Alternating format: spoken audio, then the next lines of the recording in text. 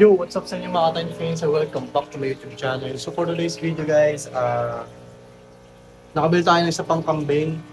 Kahapon, hindi ko na siya na-videoan kasi biglaan nga. So nabili natin kambing kahapon ay 20 kilos na buntis daw. So tinignan natin kung buntis ba talaga. Pero nung kinabukasan kasi, kanina umaga, medyo lumit yung tiyan. So di pa naman sigurado. Pero ngayon guys, kukuha tayo sa Victoria ngayon ng dalawa or tatlong kambing pa.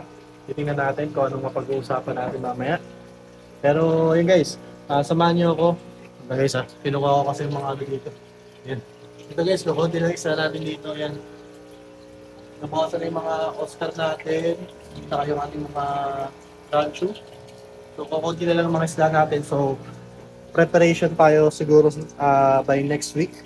Tapusin ko lang yung exam natin para makapag-restock tayo ng mga available nating isla. I mean, makapag-restock tayo ng mga isla natin dito. So guys, tara samahan niyo ako. Sa Victoria pala ako kukuha ng mga ano natin, mga kambing natin. So guys, tara. Ang vlog lang natin. So nandito nga pala kami guys sa Victoria. Yan. At na yung mga kambing na maliliit. Yung talagang ano namin, punteriya namin, yung mga maliliit talaga. Yung dami.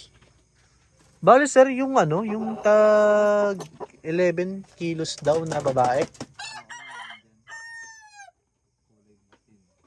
Tapos yung, ano pa sa yung babae niya na 10 to 15 kilos? Meron dyan 13. Ay, yung ano daw?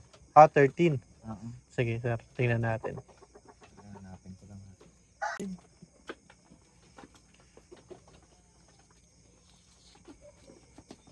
Sa lalaki sir, anong kilos yung 10 to 15 kilos? Baka...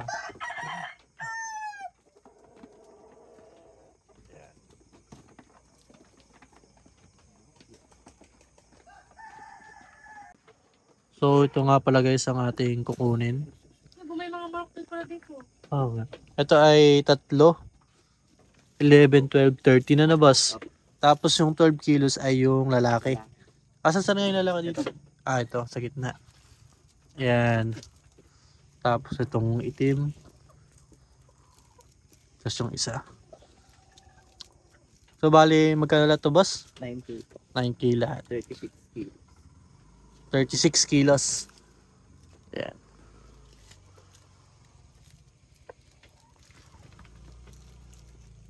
Yan sila. So, nandito yung mga big boys ni sir. Malalaki. Ito. Ano to sir? Upgraded na to. Ano? Upgraded yan.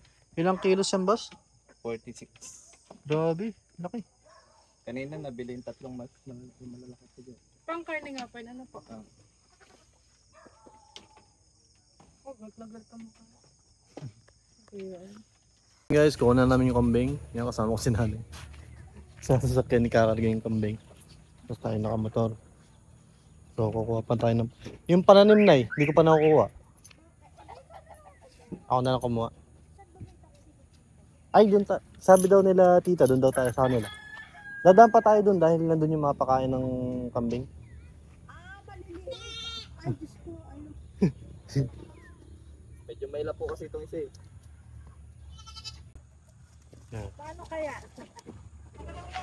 Tatali na lang po. Magkano naman? 9 po isang lang. Ay, Diyos ko. Wala ka ng kwarta. So yun guys, sadala ni Nana yung ating mga kambing at saka mga nakuhang pakain ng kambing kila tito. Tapos ngayon nandito naman tayo sa bilihan ng mga pananim para tingnan nyo tanim nila. Tsaka syempre bibili tayo ng mga talong. So guys, ito yun pag umaga, gintong itsura. Yan, madaming pananim sila. Yan, sa dulo. Tapos marami din sila mga tray ng mga seedlings. Yan. So medyo maputik lang pero may mga madadaanan naman kayo dito mga kahoy. Kaya hindi naman kayo masyado mapuputikan. So pakita ko sa inyo. Ups. Ayan. Ang daming pananim. So So kumuha nga pala ako guys ng worth 200 pieces na talong. So 400 pesos yun. So ayan. So meron siyang dun pa. Tatlo yan. 1, 2, 3. Tapos meron doon sa harap. So, ayan. Tara. Punta natin guys yung sa harapan. So ayan guys yung harap nila.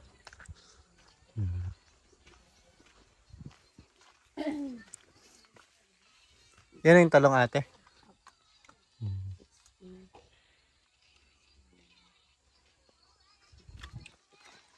Dami. So yan mga tol, nandito na tayo sa hardware. Sa may sapol. Bumili na ako ng lubid tsaka hose para sa tali ng kambing natin. Para hindi sila masyadong sasaktan dito sa lubid. Lalagyan natin ng hose para medyo malambot-lambot. Guys, ipapastol na ang tatlo. Yun. Asan na yung tatlo, Nay? Ayun, yung tatlo. Yan. Ha, liliit. Liliit pa to guys, pero ano natin, asikasuhin natin to ngayon. So yung mga tol, ito muna ng tatlong maliit yung lalagyan natin ng ganito, ng hose. Para di magsugat yung kanilang mga liig. So nakaganyan yan. Yan, tapos lalagyan natin to ng, huwag hindi masyadong masikip. Yan, nakaganyan lang. Tapos lalagyan din natin ng lubid sa gitna para swak na swak. Hindi sila nasaktan. No? Para di sila magsugat. Kasi pa nagkasugat yan guys, kawawa naman. Saka mamamatay agad yan pa nagkasugat. So yan sila guys. Okay na yung mga tali nila. Isasama na namin sila dun sa mga malalaki. Oh, yan sila. Yun, yung tatlo. Jadi ito na natin lalagay. Tara, sama muna kayo dito. Picture ko kayo. Yun.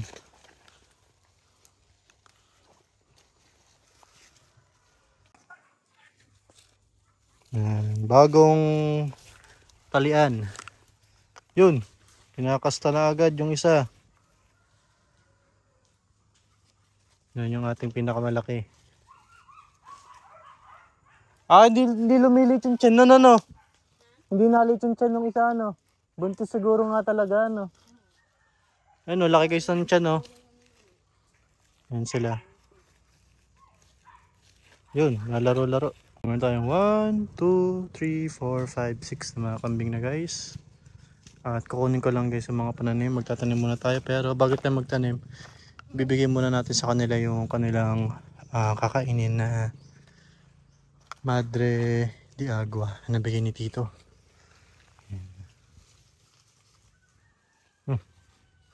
So yun guys, binigyan natin sila ng mga mulberry, daon ng mulberry yan. Para meron silang dagdag na pagkain. Yan sila.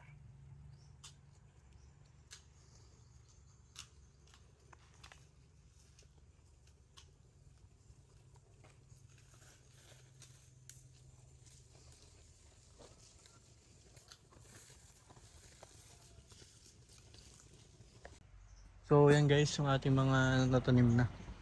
May ibang nabunga na.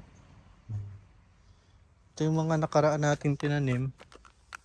Tingnan natin. May kumpubay ba to? Kampay pa naman. Ito. Kasi tatanggalin natin yan guys pagpatay na. Yan, buhay pa naman to. Yan, buhay matitigas.